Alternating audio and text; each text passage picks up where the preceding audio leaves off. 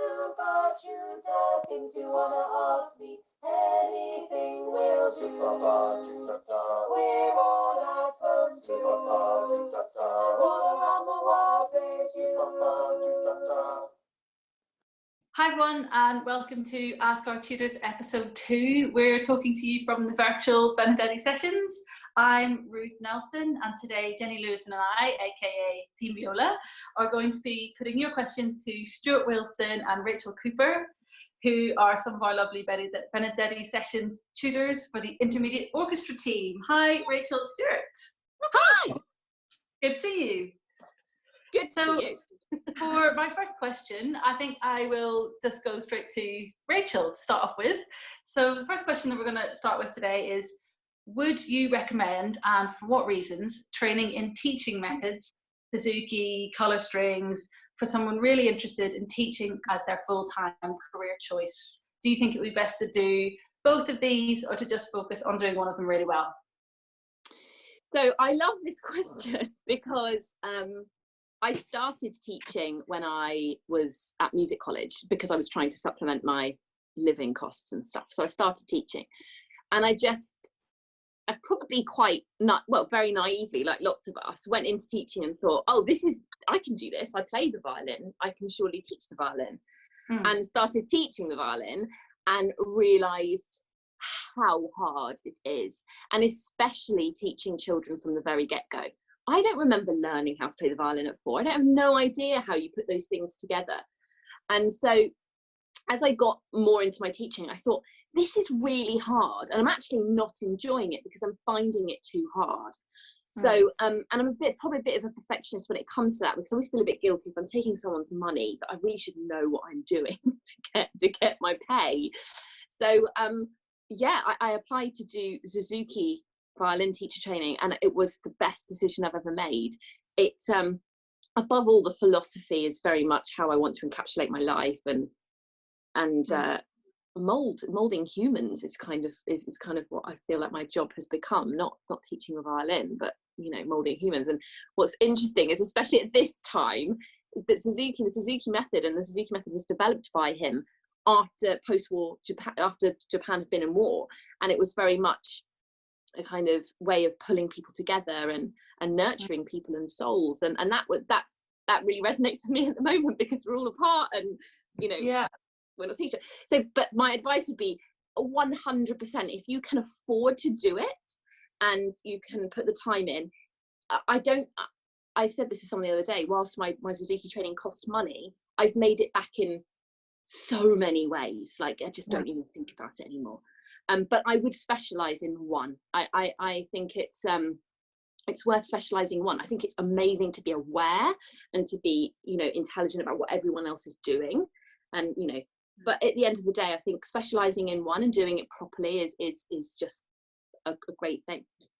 Yeah, absolutely. And what is it in particular about Suzuki that you found to be so helpful and effective for you? So for me personally, I'm doing a lot of little ones teaching. So starting lots of little children off, and my biggest thing is let's help them to love music. And that's one thing I loved. I loved that because I learned traditionally, and that was fine. But I think taking away the music in the beginning and just getting them to think physically is just gold dust, because it's you don't have to undo, hopefully, a load of technical problems later on, because they're so used to playing properly very early on. And I think that the Suzuki method is one method in which that is the sole focus, is really physicality and the sound you're producing. You make them so orally aware. And I loved that. I really loved that. And I know that it's criticised often for being a bit robotic, but I was having a conversation with someone the other day, and I was saying, there's so many things that can go wrong when you're teaching a child. Why wouldn't you like make it a bit, as structured as possible, so that you can facilitate them to then grow in whatever way they want to grow, but they need a solid foundation first. And I think that's why it's great. Yeah, having a structure and a thought through way of doing things before you embark on doing it is really, really helpful, isn't it? Stuart, I just wonder if you have anything you'd like to add to that about training in teaching methods and the best way to go about starting off doing that? Yeah, well, I mean, in terms of, I don't actually have that much experience, if I'm honest, about Suzuki, but certainly the young people I work with, we're doing a lot of work with colour strings and sort of looking at how we can apply that to our own programme, because obviously it's quite difficult for us to apply it as it would traditionally be used. But I knew nothing about colour strings, and I'm in this focus group and I'm suddenly learning it's this amazing, beautiful kind of like programme with these incredibly designed resources, like the double bass book.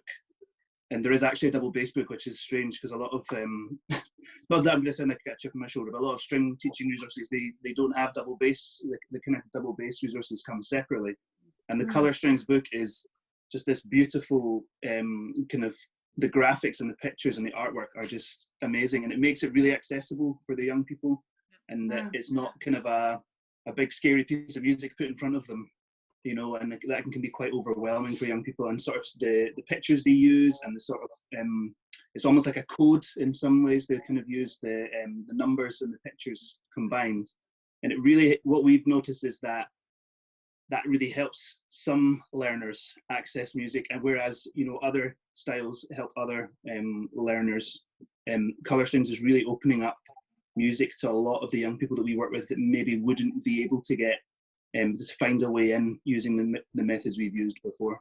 Yeah, and so have you found in general in your own path in teaching that you've done a lot of adapting of resources and using them in your own way in particular? And do you maybe want to tell us a little bit about that kind of thing that you're doing up in Scotland? Yeah, yes.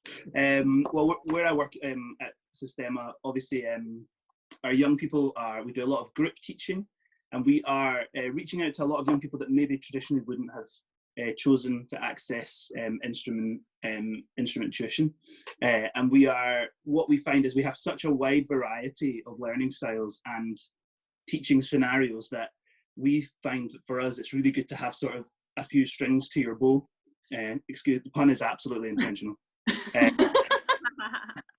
And so that's part of the reason of us. We use a lot of we use our sofa. We also use traditional methods of teaching, but we're looking at using colour strings.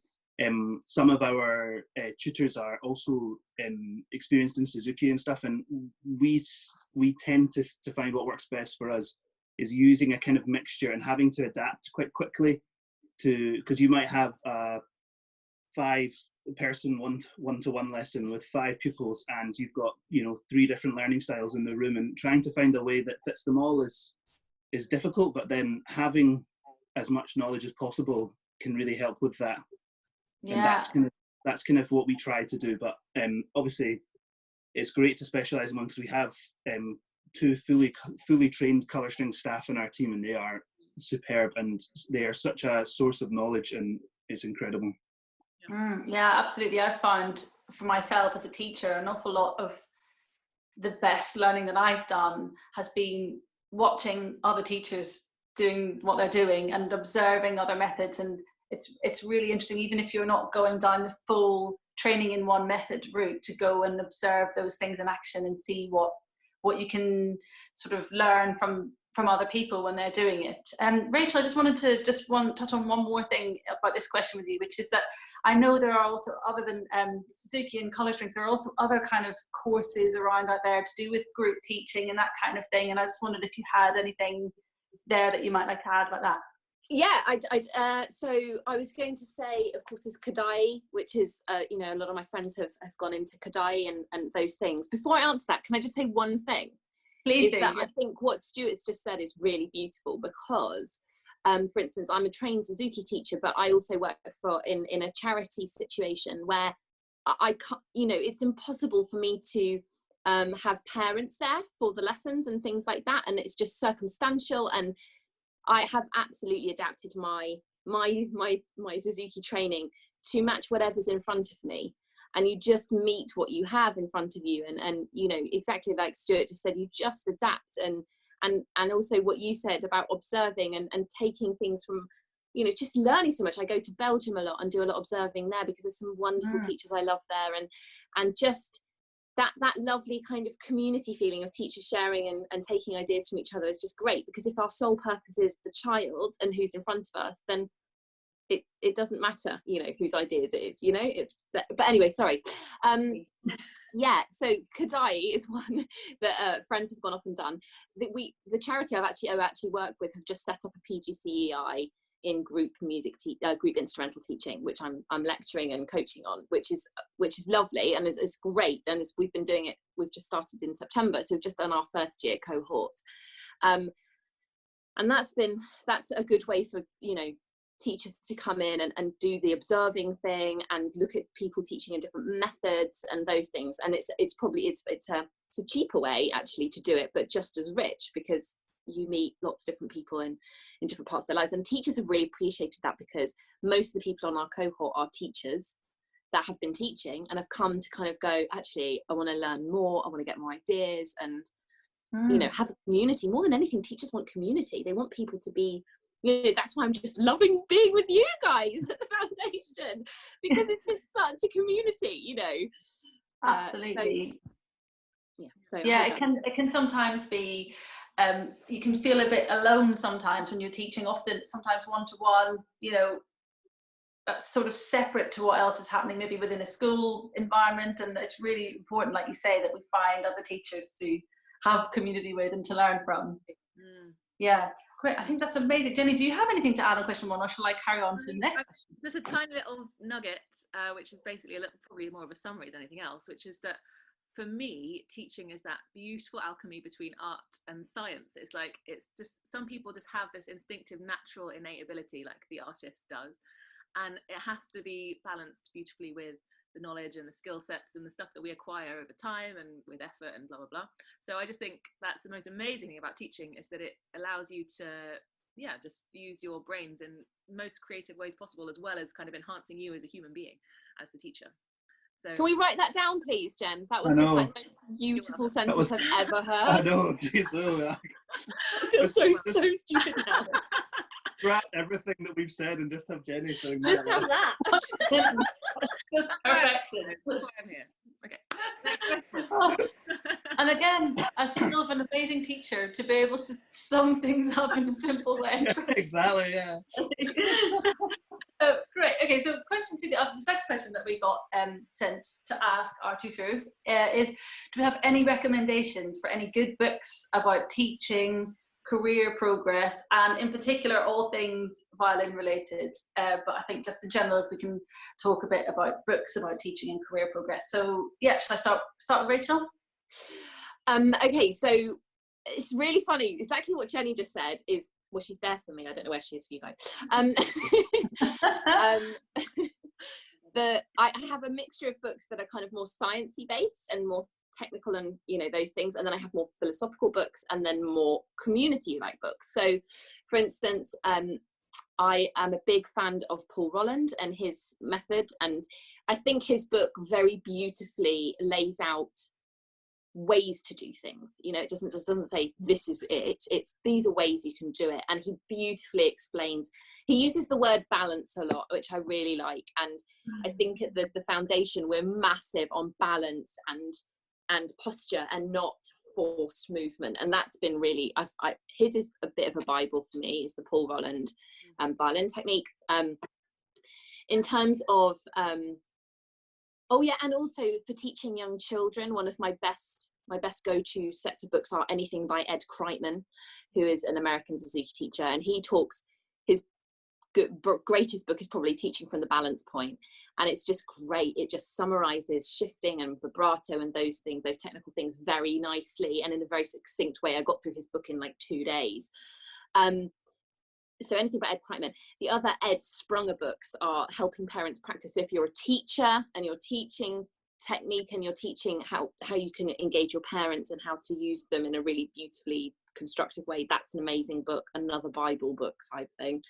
Of course, I'm going to say read anything by Shinichi Suzuki, who talks about, you know, development of children. I think as whatever your methods training is, firstly, Suzuki is not a cult, it's just a philosophy about, you know, teaching and life, and so his book is just a beautiful read.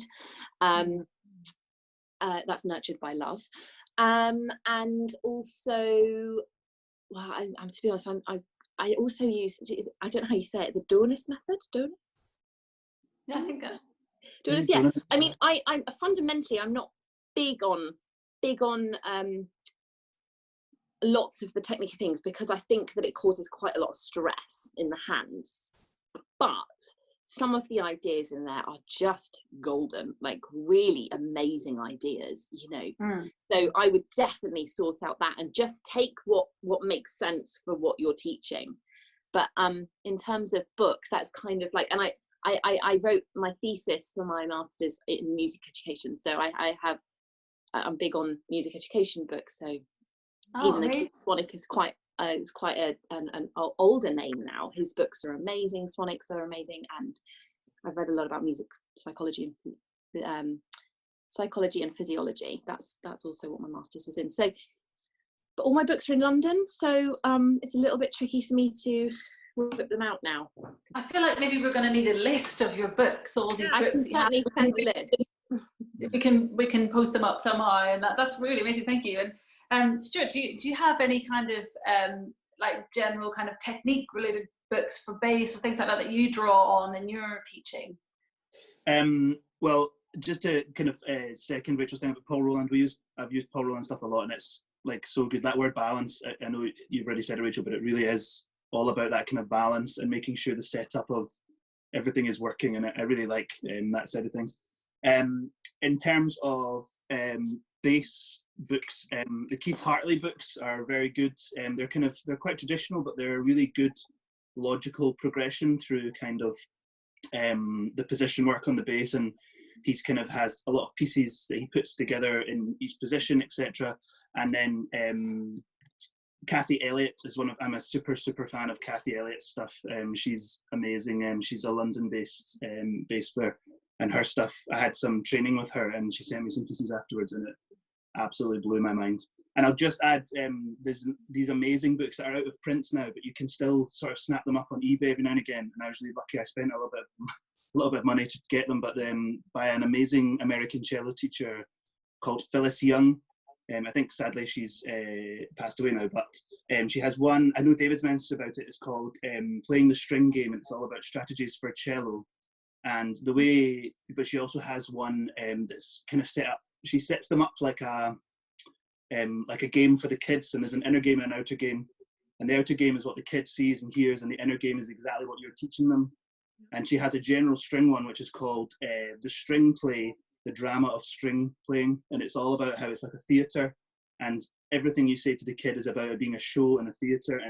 And I don't use it with, kind of step by step, but they're such great books. If you've got a problem with something like vibrato or shift or something, she will 100% have a game or something that you can introduce that will change the way that you think about it and change the way that the young person that you're teaching thinks about it. I cannot recommend them highly enough. Phyllis Young.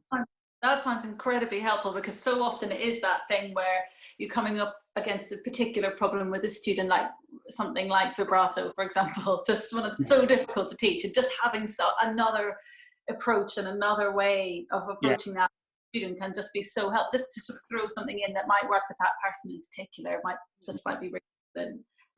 Jenny. Ruth, can I just ask you can I just say one thing that I was just going to say, which I forgot, was that for music conservatoire students, one of the best books is Musical Excellence, which was edited by Aaron Williamon. So that's a great book. So. Oh, great. That's fun. I think we'll make a list of all of these books and any that we think of, and we'll make, we'll sort of try and make a resource for all the people that have asked these questions and are listening, and hopefully something a bit comprehensive would be great. Yeah, good idea.